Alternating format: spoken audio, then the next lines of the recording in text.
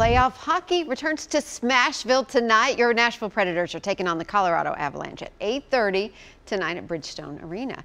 And that's where we find News Channel 5 Dan Kennedy. I know he's loving this assignment this morning. Dan, it is a hard ticket to get, obviously, but people need to know if they come downtown, it's just going to be just as fun outside tonight. Even if you can't be inside Bridgestone Arena, the energy is electric, and you can hang out outside Bridgestone, you hang out on Broadway, or at the Walk of Fame Park, where they're going to have a big screen set up. They have a bunch of food trucks as well. It's always a good time. Of course, puck drops at 8:30, but that Walk of Fame party starts at about 5:30. Hey, if you've been to any Preds games, you know this next guy. Maverick is the cheerleader, if you will, for the team, always pumping up the crowd. I've always thought that you must have an easy job because these fans are already just so amped. You are exactly right. I mean, having the seventh man present makes my job really easy, and it's an honor to be amongst such awesome fans. We always talk about what the atmosphere is like in there. Tonight's going to be special. You had a preview of the pregame show, and you say get there early to see it, huh? Yeah, make sure if you're going to be in the arena, make sure you're in your seats by 8:15 because you don't want to miss this pregame show. It's seriously like nothing I've ever seen before. I've seen a lot of hockey games, and what we saw yesterday is just, it's mind-blowing. It's even better than last year's. Honestly, it is, which is hard to say because last year was awesome. This is even more awesome. We are raising the bar again this year. As only Smashville can. All right, tell us about your friends over here, what we got going on. I recognize this guy. Oh, yes. Well, as you can see, we have the Colorado Avalanche Smash Car, and Nash is going to do a quick demonstration. Oh, there it is.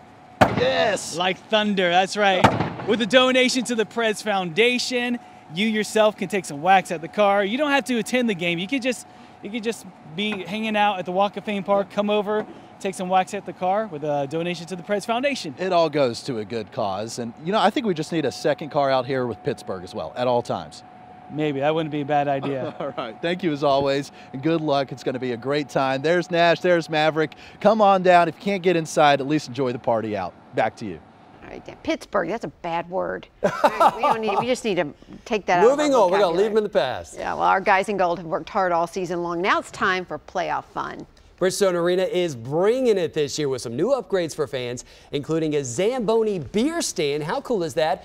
And a new bar with margarita machines, even a fish tank housing a catfish. Now, Pred CEO Sean Henry tweeted these images out of all these surprises. You can also see new banners spotlighting the players and the flags of their home countries. That's pretty cool. Can't wait to see those, because I just entered for this lottery, and I think I'm going to win some tickets tonight. I'm holding out hope. If you can't head to the game or you can't be a part of any of those parties being hosted downtown, join us for the Quest for the Cup special right here on News Channel 5. That's tonight at 6:30. It'll catch you up on everything you need to know about tonight's game. Puck drops for the game at 8:30. We have some breaking news. Two men are facing charges after speeding away from a THP trooper leading him on a multi-county chase. And News Channel 5 Sophie Nielsen-Colding joins us from the 5 Alert Center this morning. And Sophie, where did this all start? This all started in Williamson County, where a THP trooper pulled these guys over for doing 90 in a 70. But before the trooper could even walk up to their car, they sped off, starting this chase, which ended, you can see here, as they crashed on this ramp to I-440 West from I-65. A lot of damage to the sedan they were driving. Both of the men had to be taken out and get to the hospital to be checked out. The THP trooper says the passenger, Bernard Stanton, was wanted in 2 different counties. Now he's facing a misdemeanor drug possession charge in Davidson County.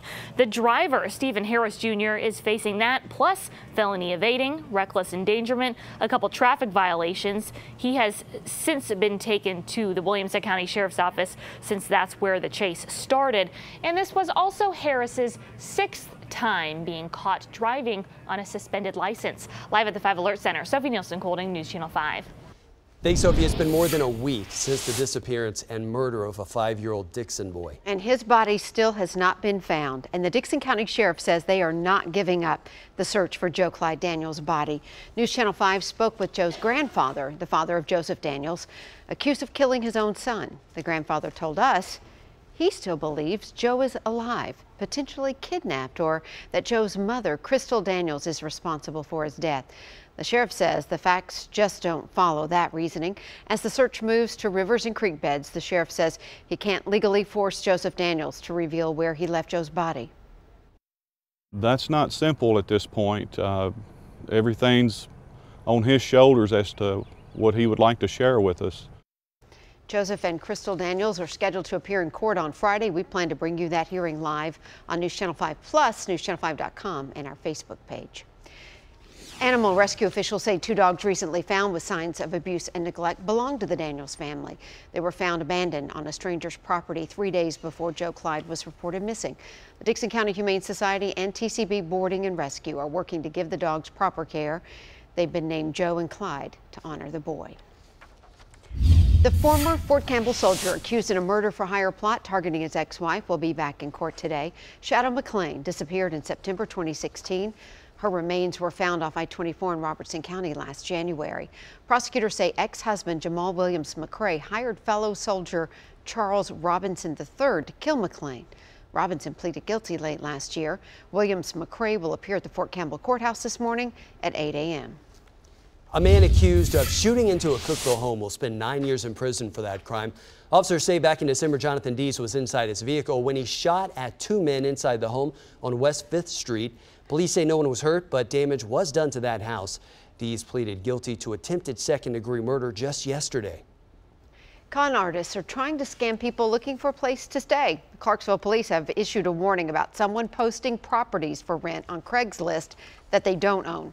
They're asking for the renter to send them a MoneyGram as a deposit, but it is a scam. Investigators say the scammer is using an AOL email address and a phone number with an 832 Houston area code. So they say, don't fall for it. The date is set. The mayoral election will take place May 24th, with early voting happening in the weeks before. If there needs to be a runoff, that's going to be at the end of June. Meanwhile, voters in Davison County started hitting the polls yesterday to cast their vote on the proposed transit plan. Mayor David Riley took a bus downtown to be one of the first people in the city to vote in its favor.